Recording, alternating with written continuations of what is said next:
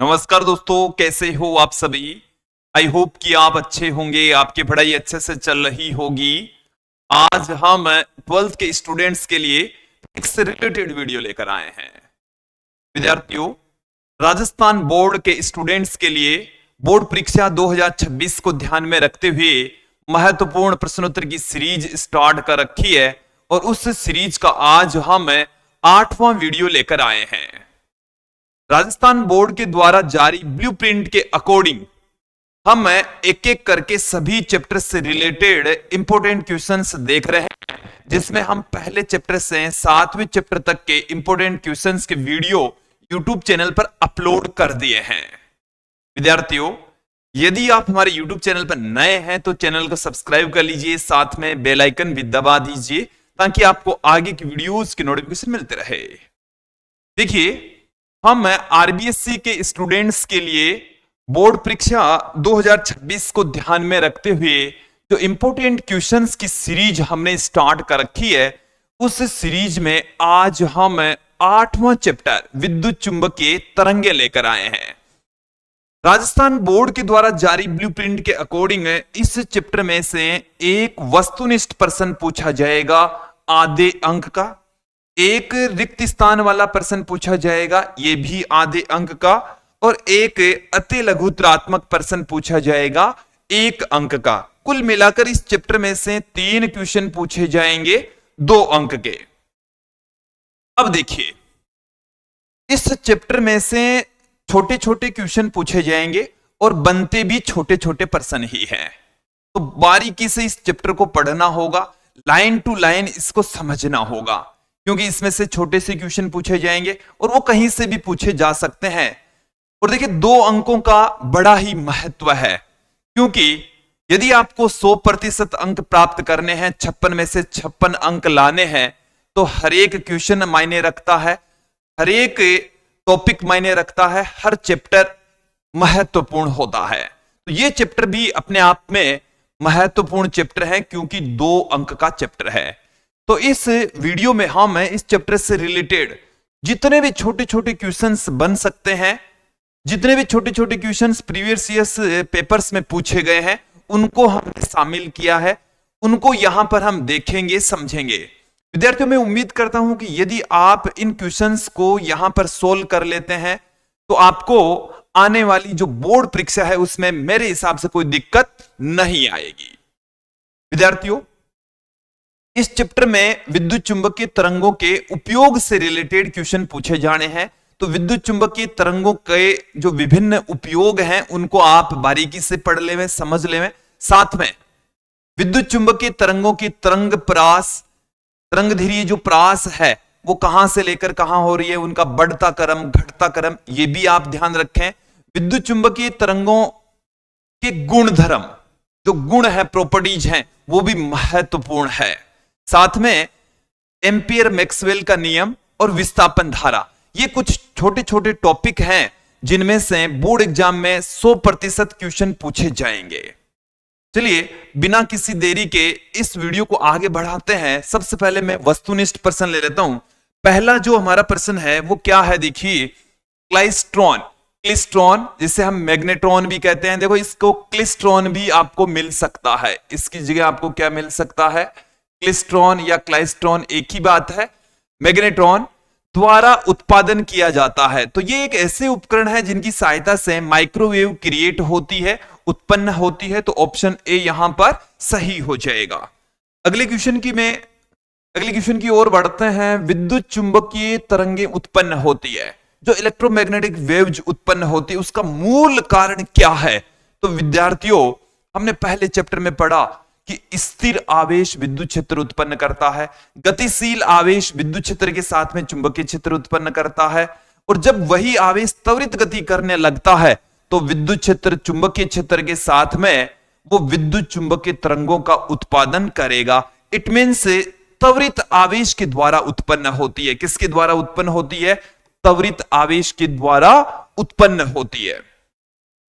अगले क्वेश्चन की ओर बढ़ते हैं। प्रकाश किरणें, ये दृश्य प्रकाश की बातें चल रही है, अक्स किरणें और रेडियो तरंगे निर्वात में गतिशील है।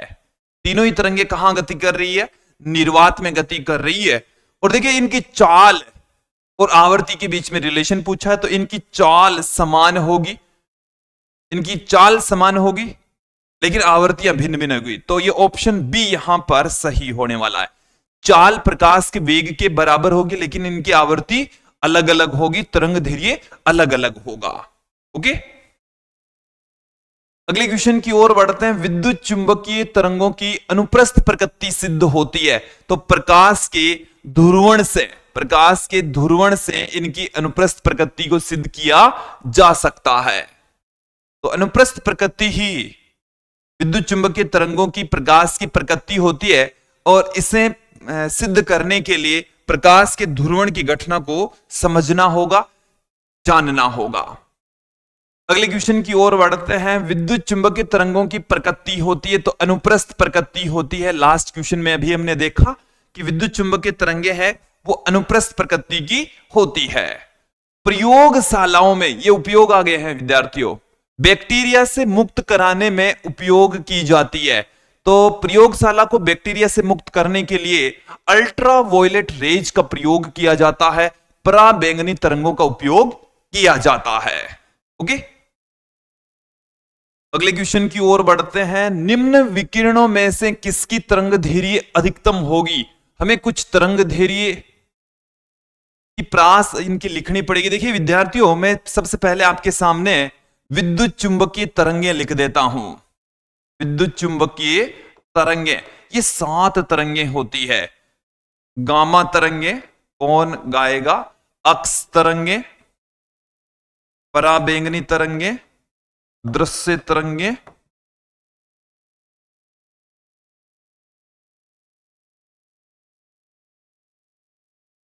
अवृक्त तरंगे, सूक्ष्म तरंगे, और लास्ट में आएगी रेडियो तरंगे। रेडियो तरंगे। तो विद्यार्थियों, ये 7 तरंगे होती है। देखो इनका जो तरंग दैर्घ्य है वो इधर चलेंगे तो लैम्बडा बढ़ता जाएगा। तो देखिए हमें अक्स तरंगे और गामा तरंगे, ये 2 तरंगे दे रखी है। अक्स और गामा, गामा की तरंग दैर्घ्य क्या होगी? सबसे इसमें सबसे कम, अक्स की उससे ज्यादा। लेकिन हमें नीला प्रकाश और लाल प्रकाश भी दे रखा है। ये जो नीला प्रकाश लाल प्रकाश है वो दृश्य प्रकाश का हिस्सा है, दृश्य तरंगों का एक भाग है, एक घटक है। तो दृश्य प्रकाश के विभिन्न भाग आप यहां पर देखेंगे। दृश्य प्रकाश के भाग, दृश्य प्रकाश है वो 7 रंगों से मिलकर बना होता है। VIBGYOR, VIBGYOR। तो देखिए यहां पर ये तो अपने पास में है बैंगनी, बी का मतलब बैंगनी हो गया। यहां पर क्या हो गया है? बैंगनी, फिर जामुनी, फिर ब्लू नीला, जी हो गया हरा ग्रीन, ये पीला, ये हो गया है नारंगी, और ये हो गया है अपने पास में लाल। और यहां से भी ऊपर से नीचे की ओर चलेंगे तो लैम्बडा बढ़ेगा। इसकी तरंग दैर्घ्य होती है 3800 एंगस्ट्रॉम और इसकी तरंग दैर्घ्य होती है 7800 एंगस्ट्रॉम। तो 3800 एंगस्ट्रॉम से 7800 एंगस्ट्रॉम तक दृश्य प्रकाश की तरंग दैर्घ्य होती है। तो हमारे को इस क्वेश्चन के अंदर सबसे ज्यादा तरंग दैर्घ्य पूछी है, तो इनमें से लैम्बडा बढ़ रहा है। तो इन 3 दे रखी है, गामा, अक्स और 2 दे रखी है दृश्य तरंगों का पार्ट। तो इनमें से इनकी ज्यादा होगी। अब इसमें से भी ये 7 होती है, तो उसमें लाल रंग की सबसे ज्यादा होती है, नीले रंग की कम होती है। तो लाल रंग की जो तरंग दैर्घ्य है वो इनमें सबसे ज्यादा होगी। चारों ऑप्शन में से सबसे ज्यादा जो तरंग दैर्घ्य है वो लाल रंग की होने वाली है।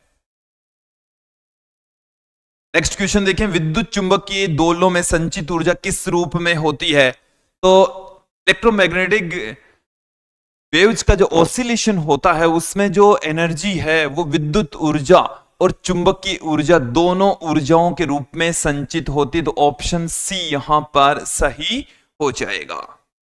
अगले क्वेश्चन की ओर बढ़ते हैं। देखिए क्या है कि यदि लैम्बडा वी, लैम्बडा अक्स और लैम्बडा एम। लैम्बडा वी का मतलब हो गया दृश्य प्रकाश, ये लैम्बडा अक्स का मतलब हो गया अक्स किरणों की, और लैम्बडा एम का मतलब हो गया सूक्ष्म तरंगों की तरंग धैर्य है। ये तीन तरंगे हैं, उनकी तरंग धैर्यों को हमने lambda V, lambda x, lambda M से पुट किया है। हमारे को ये पूछा है इनमें से क्या रिलेशन होगा इनके बीच में। तो विद्यार्थियों अभी अभी हमने आपको बताया है कि देखिए इनका क्रम क्या होता है, गामा, फिर इसके पश्चात आती है अक्स तरंगे, पराबैंगनी तरंगे, दृश्य तरंगे,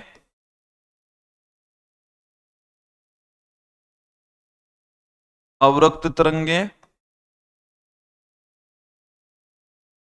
सूक्ष्म तरंगे, और अंत में आएगी रेडियो तरंगे। तो यहां से इधर की ओर चलेंगे तो लैम्बडा इंक्रीज होगा, लैम्बडा के बढ़ते क्रम में ये व्यवस्थित है। तो इनमें सबसे ज्यादा रेडियो तरंगों की है, लेकिन हमारे को तीन का चाहिए, सूक्ष्म तरंगों की सबसे ज्यादा, इसमें सूक्ष्म तरंगों की क्या है सबसे ज्यादा, तो ऑप्शन ये और ये आ गया। फिर उसके बाद में है अवरक्त, हमें दे नहीं रखा, दृश्य तरंगों की उससे कम है, विजिबल रेज, ये हो गया, और अक्स तरंगों की इन तीन में से सबसे कम होगी।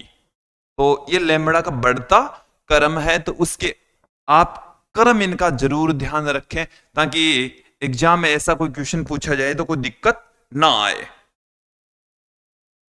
अगले क्वेश्चन की ओर बढ़ते हैं। यदि निर्वात में विद्युत चुंबकीय तरंग की चाल सी है तो के पराविद्युतांक और म्यू आर आपेक्षिक चुंबकशीलता वाले माध्यम में इसकी चाल क्या हो जाएगी। पर को चाल पूछी है। चलिए देखिए विद्यार्थियों, निर्वात में हम क्या जानते हैं, निर्वात में जो प्रकाश की चाल है या विद्युत चुंबकीय तरंगों की जो चाल है वो होती है 1/√μ0 एप्सिलॉन नॉट।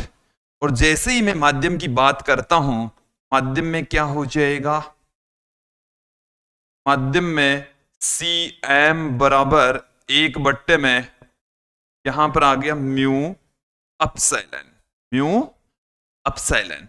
अब म्यू की जगह हम क्या लिख सकते हैं, म्यू की जगह हम लिख सकते हैं μ0 म्यू आर, और एप्सिलॉन की जगह हम लिख सकते हैं एप्सिलॉन नॉट। देखो विद्यार्थियों, एप्सिलॉन की जगह हम लिख सकते हैं epsilon naught epsilon R, but यहां पर जो आपेक्षिक विद्युतशीलता है उसको कैसे लिखा जा रहा है, इससे पुट किया जा रहा है। क्वेश्चन के अंदर ये कहा गया है कि पराविद्युतांक को किससे लिखिए, कैसे लिखिए। तो मैं यहां पर एप्सिलॉन की जगह एप्सिलॉन नॉट के पुट करूंगा। अब देखिए इसको हम क्या पुट कर देंगे, यहां से अंडरूड में mu naught epsilon not, underroot में म्यू आर एप्सिलॉन आर, ठीक है। यहां से हम माध्यम में 1/, में म्यू नॉट एप्सिलॉन नॉट के स्थान पर इसके स्थान पर हम सी पुट कर देंगे, तो C/, में क्या आ गया, अंडरूड में म्यू आर एप्सिलॉन आर, क्या आ गया हमारे पास में। ओके, ये आपको समझ आ जाना चाहिए, क्लियर हो जाना चाहिए। अब ऑप्शन देख लेते हैं। मैंने फिर वहां पर क्या पुट कर दिया, एप्सिलॉन आर ही पुट कर दिया, इधर भी एप्सिलॉन आर पुट कर दिया, जबकि यहां पर भी क्या होगा, के लिखा जाएगा। क्या लिखना है, के लिखना है। क्वेश्चन की डिमांड है कि के लिखिए, तो ऑप्शन सी यहां पर सही हो जाएगा। ओके, अगले क्वेश्चन की ओर बढ़ते हैं। मुक्त आकाश में संचरित लैम्बडा तरंग धैर्य की किसी विद्युत चुंबकीय तरंग का औसत चुंबकीय घनत्व होता है। इलेक्ट्रोमैग्नेटिक वेव जो है और उसके औसत चुंबकीय घनत्व क्या होता है वो हमें यहां पर पूछा है। देखिए चुंबकीय घनत्व, चुंबकीय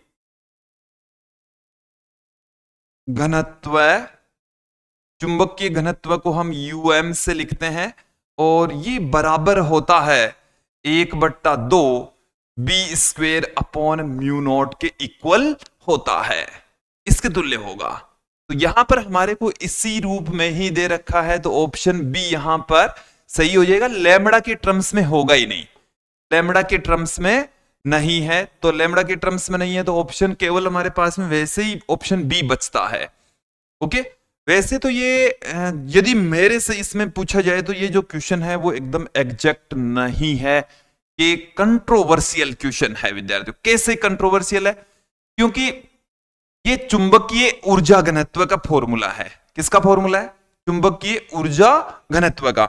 यदि यहां पर मैं बात करूं औसत चुंबकीय ऊर्जा घनत्व, औसत चुंबकीय ऊर्जा घनत्व, औसत चुंबकीय ऊर्जा घनत्व, तो इसके ऊपर हम बार लगा देंगे, इसके ऊपर बार लगा देंगे। इसका औसत कैसे लिया जाएगा? तो देखिए विद्यार्थियों, B बराबर अपने पास में होता है बी नॉट या B M sine omega T minus K x, omega T minus K x आ गया अपने पास में।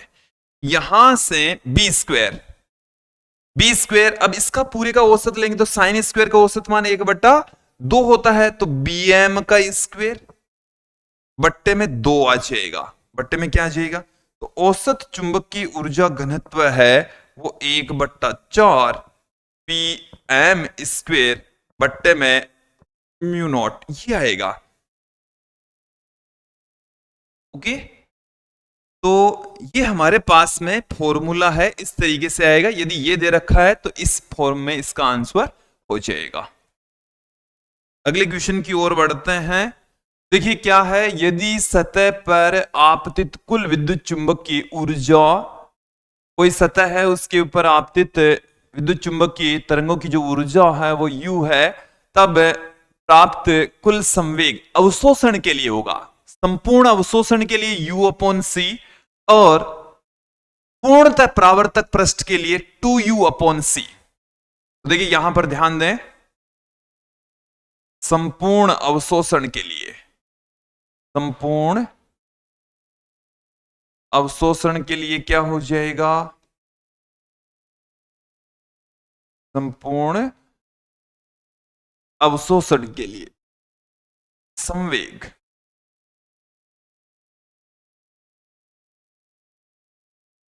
U/C होगा, और पूर्णतः परावर्तक पृष्ठ के लिए क्या हो जाएगा? पूर्णतः परावर्तक पृष्ठ के लिए, पूर्णतः परावर्तक पृष्ठ के लिए P बराबर हो जाएगा 2U/C के बराबर। ओके, अगले क्वेश्चन की ओर बढ़ते हैं। एक बार इसमें मैं देख लेता हूं, देखो कौन सा ये हो ही गया, सही लगा दिया हमने टिक। फिर अगले क्वेश्चन की ओर बढ़ते हैं। B vector dot DL vector का बंद समाकलन बराबर होता mu naught IC plus epsilon naught D phi E upon D T. विद्यार्थियों ये जो इक्वेशन है वो एम्पियर मैक्सवेल नियम का गणितीय रूप है, एम्पियर मैक्सवेल नियम का गणितीय रूप है कि एम्पियर के नियम में यहां पर म्यू नॉट जो I होता है उस I में IC प्लस ID दो धाराओं का योग करते हैं। ID जो धारा होती है वो डिस्प्लेसमेंट करंट, विस्थापन current epsilon naught D phi upon D T के बराबर होती है, epsilon naught D phi E upon D T. यहां पर A बाहर ले लेंगे, A epsilon naught D E by D T भी लिख सकते हैं। तो एम्पियर मैक्सवेल नियम को ये रिप्रेजेंट करती है। अगली क्वेश्चन की ओर बढ़ते हैं। प्रकाश तरंगे वाई दिशा में संचरित हो रही है, कौन से डायरेक्शन में हो रही है? वाई डायरेक्शन में। यदि किसी क्षण पर संगत विद्युत क्षेत्र सदिश एक्स एक्सिस डायरेक्शन में के अनुदिश है, तो इस क्षण बी वेक्टर की दिशा किसके द्वारा इस डायरेक्शन में, देखो विद्यार्थियों मेरी बात को आप ध्यान पूर्वक सुन लीजिए कि विद्युत चुंबकीय तरंग में आपको लेना है दाहिना हाथ। क्या लेना है? दाहिना हाथ। अपन को इस तरीके से रखना है कि पहले सदिश से दूसरे सदिश, और पहला सदिश यहां पर विद्युत क्षेत्र है, पहला सदिश क्या है? विद्युत क्षेत्र। तो E vector cross B vector की डायरेक्शन, ई से बी की ओर अंगुलियां रखेंगे तो अंगूठा उस विद्युत चुंबकीय तरंग संचरण की डायरेक्शन को रिप्रेजेंट करेगा। हमारे को यहां पर क्या पूछा है कि एक्स एक्सिस दिशा में विद्युत क्षेत्र है, एक्स एक्सिस डायरेक्शन में है, और तरंग है वो वाई डायरेक्शन में संचरित हो रही है। तरंग कौन सी डायरेक्शन में संचरित हो रही है? अब देखिए भाई, तरंग जा रही है वाई डायरेक्शन में। तरंग किधर जा रही है? वाई डायरेक्शन में, अंगूठे की डायरेक्शन में। अब मेरे को ये पहला सदिश इधर हो गया, पहले सदिश से दूसरे सदिश की ओर अंगुलियां रखनी है। तो पहला सदिश ये हो गया वाई, तो ये नेगेटिव जेड एक्सिस की ओर इसकी डायरेक्शन होगी। कौन से डायरेक्शन की ओर होगी? नेगेटिव जेड एक्सिस की ओर इसकी दिशा होगी। आप इसको ऐसे भी समझ लें कि हमारे पास में जब तरंग मतलब विद्युत क्षेत्र इस डायरेक्शन में, वाई डायरेक्शन में विद्युत क्षेत्र होता है और जेड डायरेक्शन में जब चुंबकीय क्षेत्र होता है, तो ये तरंग की दिशा एक्स एक्सिस दिशा में होती है। ठीक है, इसको भी आप समझ ले कैसे इसकी डायरेक्शन होगी। तो यहां पर जो डायरेक्शन है वो ऐसे है। अब ऐसे दाहिने हाथ के बाएं हाथ के नियम से समझें कि इसमें विद्युत क्षेत्र इधर, आप इसको ऐसे भी ऐसे समझिए, ऐसे। ठीक है, विद्युत क्षेत्र इधर, चुंबकीय क्षेत्र इधर, तो तरंग इधर जाएगी। तो इसमें विद्युत क्षेत्र तो अपने पास में इधर, विद्युत क्षेत्र तो इधर, और इधर ये है तरंग संचरण की दिशा। देखो मेरी बात को आप ध्यानपूर्वक समझ लें, ये है E B, E B, E B, और ये तरंग की डायरेक्शन। तो तरंग की डायरेक्शन तो ऊपर हो गई और ई इधर हो गया, अंगूठा अंदर होगा। तो ये नेगेटिव जेड एक्सिस की ओर चुंबकीय क्षेत्र होगा। इस डायरेक्शन में मैग्नेटिक फील्ड लगा होगा। ऋणात्मक जेड एक्सिस की ओर चुंबकीय क्षेत्र लगा होगा, तो नेगेटिव जेड एक्सिस की ओर मैग्नेटिक फील्ड होगा। ऑप्शन डी यहां पर सही हो जाएगा। ओके, अगले क्वेश्चन की ओर बढ़ते हैं। ओजोन मंडल अवशोषित करती है। ओजोन मंडल किससे अवशोषित करेगी? तो ओजोन मंडल विद्यार्थियों पराबैंगनी विकिरणों का अवशोषण करती है, क्योंकि सूर्य से आने वाली जो हानिकारक विकिरणें हैं, ये पराबैंगनी जो विकिरणें होती है, इनसे कैंसर जैसी घातक बीमारियां हो सकती है। वायुमंडल में मौजूद जो ओजोन परत है वो इनका अवशोषण कर लेती है और हमें घातक बीमारियों से बचाती है। पराबैंगनी विकिरणों का अवशोषण करती है। अगले क्वेश्चन की ओर बढ़ते हैं। विद्युत चुंबकीय तरंग के कंपित विद्युत एवं चुंबकीय सदिश निर्देशित होते हैं। देखिए, विद्युत चुंबकीय तरंग के अंदर विद्युत क्षेत्र और चुंबकीय क्षेत्र दोनों मौजूद होते हैं, और ये जैसे हमारे पास में है चुंबकीय क्षेत्र, क्या है? चुंबकीय क्षेत्र के कंपन ऐसे होंगे, ऊपर नीचे ऊपर नीचे ऐसे होंगे। अब ये विद्युत क्षेत्र के कंपन है। ये किसके कंपन है? विद्युत क्षेत्र के कंपन। चुंबकीय क्षेत्र इसके जस्ट लंबवत और एक समान कला में, इसके जस्ट क्या होगा? लंबवत होगा और एक समान कला में होगा। का कला कोण क्या होगा? सेम। कलांतर 0, बट एक दूसरे के परपेंडिकुलर होते हैं। तो यहां पर आप ध्यान देंगे, एक ही दिशा में गलत बात है, एक दूसरे के लंबवत दिशा में ये भी गलत बात है, परस्पर लंबवत दिशा में ये सही है, आगे समान कला में ये भी सही है। परस्पर लंबवत होते हैं एक समान कला में। तो विद्युत चुंबकीय तरंग की डेफिनेशन यही है कि ऐसी तरंग जिसमें विद्युत क्षेत्र और चुंबकीय क्षेत्र दोनों एक दूसरे के लंबवत, तरंग संचरण की दिशा के भी लंबवत, एक समान कला में कंपन करते हैं, तो उस तरंग को हम विद्युत चुंबकीय तरंग कहते हैं। अगले क्वेश्चन की ओर बढ़ते हैं। मैक्सवेल की परिकल्पना के अनुसार परिवर्ती विद्युत क्षेत्र उत्पन्न करता है। जो परिवर्ती विद्युत क्षेत्र विस्थापन धारा उत्पन्न करता है। क्या उत्पन्न करेगा? कि संधारित्र की प्लेटों के मध्य जो परिवर्ती इलेक्ट्रिक फील्ड है वो विस्थापन धारा उत्पन्न करता है, विद्युत धारा उत्पन्न करता है। अगले क्वेश्चन की ओर बढ़ते हैं। कौन से वैज्ञानिक ने प्रायोगिक रूप से विद्युत चुंबकीय तरंगों की उपस्थिति को सिद्ध किया? तो देखिए, सर्वप्रथम हर्ट्ज के द्वारा किया गया। सर्वप्रथम किसके द्वारा किया गया? हर्ट्ज के द्वारा किया गया। इन्होंने सूक्ष्म तरंगों को प्रयोगशाला में प्राप्त किया। जेसी बोस, भारतीय वैज्ञानिक जगदीश चंद्र बसु ने भी विद्युत चुंबकीय तरंगों को प्रयोगशाला में देखा। ये जो मार्कोनी है, इन्होंने रेडियो तरंगों के साथ में एक्सपेरिमेंट किए। तो हर्ट्ज आएगा इसमें, इसने किया सबसे पहले, हर्ट्ज के द्वारा किया गया। अगले क्वेश्चन की ओर बढ़ते हैं। देखिए अगला प्रश्न क्या है, विद्युत चुंबकीय तरंग में विद्युतीय एवं चुंबकीय क्षेत्रों के बीच कलांतर होता है, तो कलांतर 0 होता है। कलांतर कितना होगा? 0। हालांकि एक दूसरे के लंबवत कंपन करते हैं, लेकिन कला कोणों का अंतर कितना होगा? 0। मैं आपको थोड़ी सी इनकी इक्वेशंस लिखकर बताता हूं। जैसे मान लीजिए कि जो तरंग है वो एक्स एक्सिस डायरेक्शन में संचरित हो रही है, तो omega T minus K x, और ये आएगा जे कैप, और चुंबकीय क्षेत्र यहां पर B M sine omega T. तो दोनों का जो कला कोण है वो सेम रहता है। कला कोण क्या रहता है? इसका भी सेम है और इसका भी सेम है। दोनों का कला कोण क्या रहेगा? सेम। दोनों का कला कोण यदि सेम है तो कलांतर 0 हो गया। कलांतर क्या हो गया? 0 हो गया। हालांकि एक दूसरे की भी परपेंडिकुलर होते हैं, कंपन क्या होते हैं? एक दूसरे के लंबवत, लेकिन कलांतर सेम।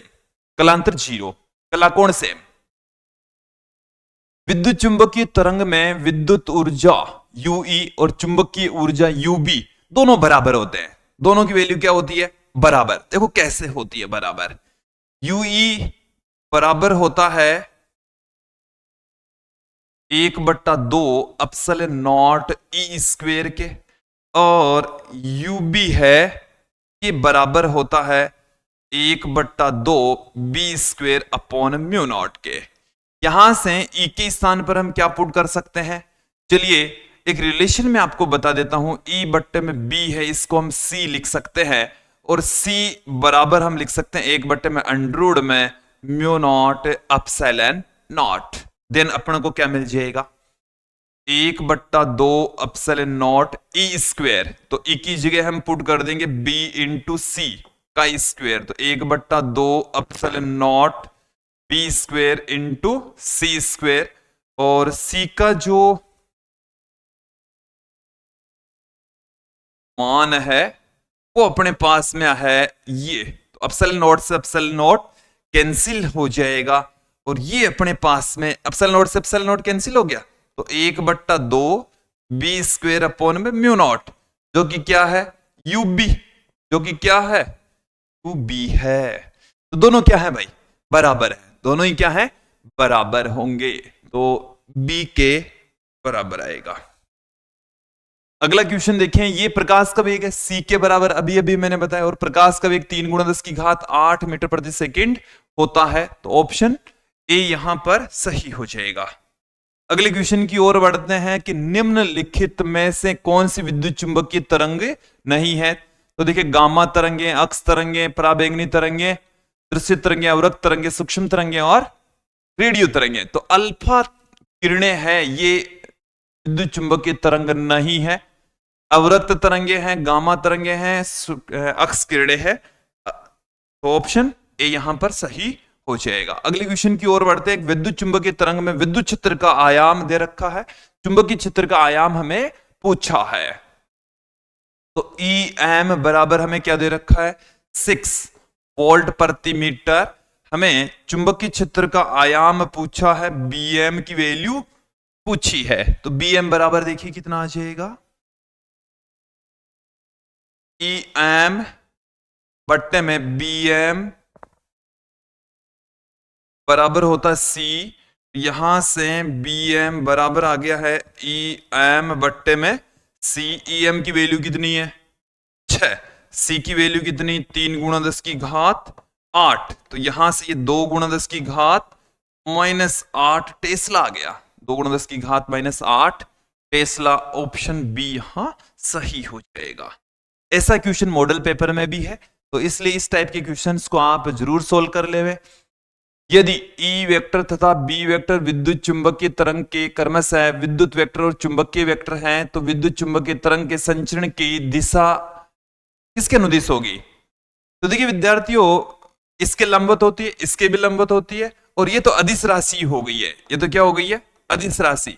यहां पर ये वाला ऑप्शन बिल्कुल सही है, क्योंकि इसके भी लंबवत होगी और इसके भी लंबवत। दो सदिशों का सदिश गुणनफल से एक सदिश राशि प्राप्त होती है, जो कि इन दोनों के ही लंबवत होती है।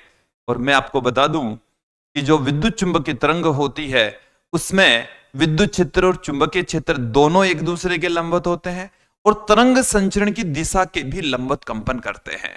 दोनों एक दूसरे के लंबवत और तरंग संचरण की दिशा के भी लंबवत होते हैं। तो ये इन दोनों के क्रॉस मल्टीप्लाई से हमें क्या मिलेगा? एक नया सदिश मिलेगा, और वो जो नया सदिश है वो ई के भी लंबवत है, बी के भी लंबवत है। तो यही होना चाहिए। तो ऑप्शन बी यहां पर सही हो जाएगा।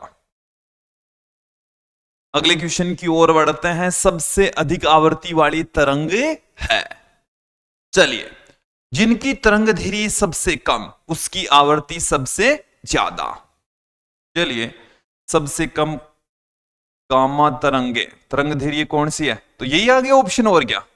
इसकी गामा, इसकी तरंग धीरी, जैसे हम गामा से बढ़ते हुए रेडियो तरंगों की ओर चलते हैं तो लैम्बडा बढ़ता है। लैम्बडा क्या होता है? बढ़ता है। लैम्बडा बढ़ता है, और न्यू आवृत्ति घटती है। आवृत्ति क्या होती है? घटती है। तो इसकी आवृत्ति न्यू क्या होती है? मैक्सिमम। और इसकी जो न्यू है वो क्या है?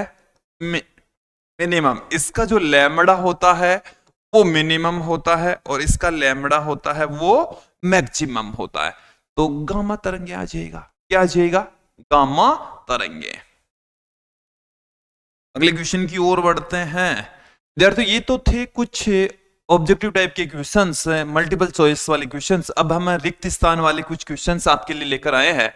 विद्युत चुंबकीय स्पेक्ट्रम में सबसे कम तरंग दैर्ध्य वाली तरंगों का सबसे अधिक तरंग दैर्ध्य का होता है।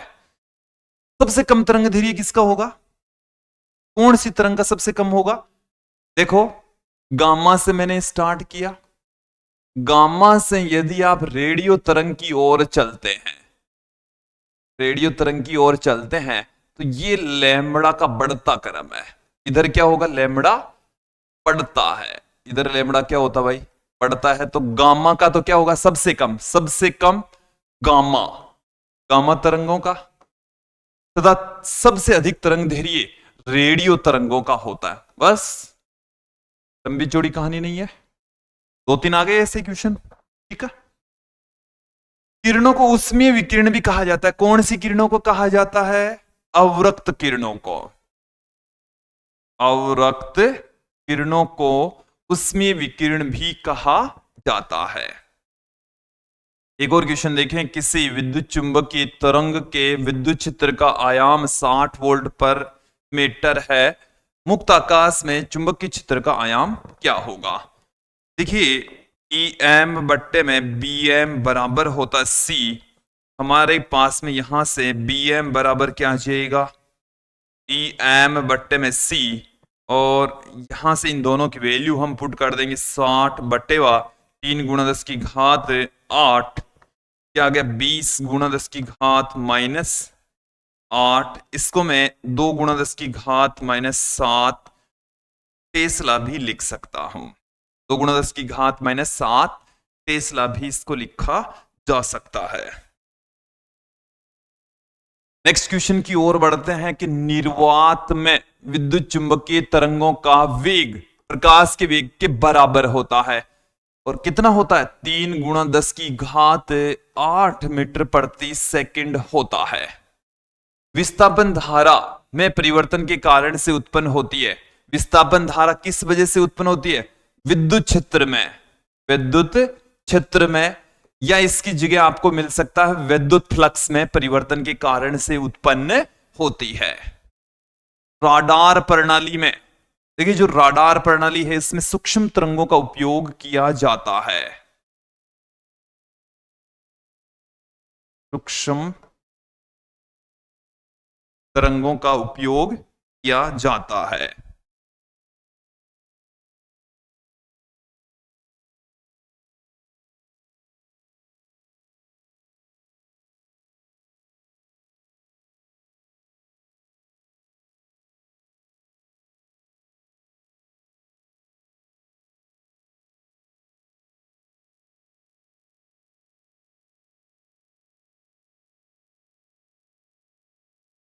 देखिए विद्यार्थियों, इसमें थोड़ा सा ये जरूर ध्यान दें कि सूक्ष्म तरंगे कई जगह पर आपको इसमें रेडियो तरंगे भी मिलेगा। कौन सी मिलने वाली है, इसीलिए मैंने इसको थोड़ा सा कंफर्म किया है कि सूक्ष्म तरंगे और रेडियो तरंगे। तो फिलहाल आपको सूक्ष्म तरंगों पर ही फोकस रखना है, अपनी जो एनसीईआरटी किताब है उसके अकॉर्डिंग चलना है। जीवाणुनाशक के रूप में पराबैंगनी तरंगों का प्रयोग किया जाता है। किसका प्रयोग करेंगे, पराबैंगनी तरंगों का प्रयोग किया जाता है। अगले क्वेश्चन की ओर बढ़ते हैं। विद्युत चुंबकीय तरंगों का ऊर्जा घनत्व होता है, तो विद्युत चुंबकीय तरंगों का ऊर्जा घनत्व 1/2 epsilon naught E square plus 1/2 B square upon mu naught होता है। एफएम प्रसारण के लिए संचार आवर्ती बैंड 88 मेगाहर्ट्ज से 108 मेगाहर्ट्ज तक होता है। ओके, ये एफएम प्रसारण के लिए आवर्ती प्रास है। अंधेरे में फोटोग्राफी के लिए अवरक्त तरंगों का प्रयोग किया जाता है। कौन सी तरंगे यूज में लेते हैं, अवरक्त तरंगों का प्रयोग किया जाता है। अगले क्वेश्चन की ओर बढ़ते हैं विद्यार्थियों। अब हम अति लघुतरात्मक, ऐसे अति लघुतरात्मक इस चैप्टर में से आएगा, एक एक नंबर का आएगा। यहां पर क्या आएगा, अति लघुतरात्मक प्रश्न होगा। देखिए, निम्न में से चुंबकीय तरंगों के नाम लिखिए जो निर्वात नलिका मैग्नेट्रॉन द्वारा उत्पन्न होती। तो निर्वात नलिका के द्वारा उत्पन्न जो तरंगे हैं उसका नाम है सूक्ष्म तरंगे। सूक्ष्म तरंगे यहां से उत्पन्न होती है।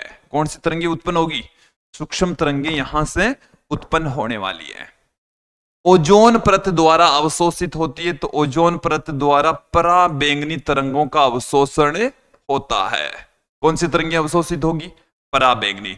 रिमोट में कौन सी तरंगों का प्रयोग किया जाता है, तो अवरक्त तरंगों का प्रयोग किया जाता है।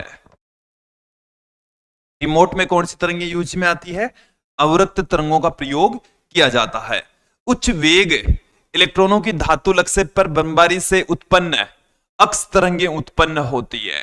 कौन सी तरंगे उत्पन्न होती है, अक्स तरंगों का उत्पादन होता है। संचार उपग्रह में कौन सी तरंगों का प्रयोग किया जाता है, तो सूक्ष्म तरंगों का प्रयोग किया जाता है। ओके, नेक्स्ट क्वेश्चन देखेंगे आप कि लगभग 400 नैनोमीटर से 700 नैनोमीटर तरंगदैर्घ्य वाली प्रास रखते हैं। तो ये हमारे पास में यहां से 400 नैनोमीटर से 700 नैनोमीटर तक ये दृश्य प्रकाश की तरंगदैर्घ्य होती है। देखिए, 400 नैनोमीटर का मतलब हो गया है कि 4000 एंगस्ट्रॉम, ऐसे भी कह सकते हैं। और इसकी प्रास होती है 700 नैनोमीटर तक। ये लगभग प्रास लिखा है तो 7000 एंगस्ट्रॉम, तो ये दृश्य प्रकाश की तरंगदैर्घ्य प्रास होती है। अदृश्य लेखन के लिए कौन सी तरंग का प्रयोग किया जाता है, तो पराबैंगनी तरंगों का प्रयोग किया जाता है। इसका प्रयोग करेंगे, पराबैंगनी तरंगों का उपयोग किया जाता है। अगले क्वेश्चन की ओर बढ़ते हैं। टूटी हड्डियों का पता लगाने के लिए, कौन सी हड्डियों का पता लगाने हेतु, टूटी हड्डियों का पता लगाने हेतु अक्स तरंगों का प्रयोग किया जाता है। इसका प्रयोग करते हैं अक्स तरंगों का। क्रिस्टल संरचना ज्ञात करने में अक्स तरंगों का प्रयोग होता है। देखिए, नाभिकीय संरचना के लिए गामा तरंगों का प्रयोग किया जाता है, जबकि क्रिस्टलीय संरचना के लिए अक्स तरंगों का उपयोग किया जाता है। अब देखिए विद्यार्थियों, आपको यहां पर 1 नंबर का क्वेश्चन पूछा जाएगा। तो 1 नंबर के क्वेश्चन में आपको पूछा जा सकता है विद्युत चुंबकीय तरंगों के गुण पूछे जा सकते हैं। 4 की बजाय 2 पूछे जा सकते हैं। कितने पूछे जा सकते हैं, 2 पूछे जा सकते हैं। मैक्सवेल जो समीकरण है उनमें से कोई सी एक मैक्सवेल समीकरण पूछी जा सकती है। और वैसे पूरा का पूरा मैक्सवेल समीकरण पूछे जाए ऐसा तो पॉसिबल नहीं, हालांकि एम्पियर मैक्सवेल नियम है ये पूछा जा सकता है, इसका गणितीय रूप पूछा जा सकता है। विस्थापन धारा, ये भी एक अच्छा प्रश्न है। विस्थापन धारा का व्यंजक आपको निकालना नहीं पूछ सकते, लेकिन इसका सूत्र जरूर पूछा जा सकता है कि विस्थापन धारा का फॉर्मूला है वो आप लिखिए, तो epsilon naught D phi E by D T ऐसा पूछा जा सकता है। इसको आप A epsilon naught D E by D T से भी लिख सकते हैं। आगे ना बात समझ में। विद्यार्थियों ये था आज का हमारा वीडियो जिसमें हमने इस चैप्टर से रिलेटेड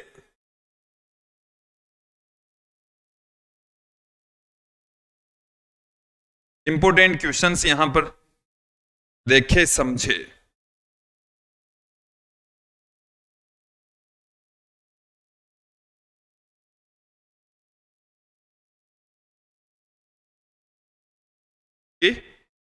विद्यार्थियों ये था आज का हमारा वीडियो जिसमें हमने इस चैप्टर से रिलेटेड इंपॉर्टेंट क्वेश्चन आंसर देखे समझे। आज की इस वीडियो में इतना ही, नेक्स्ट वीडियो में फिर मिलते हैं।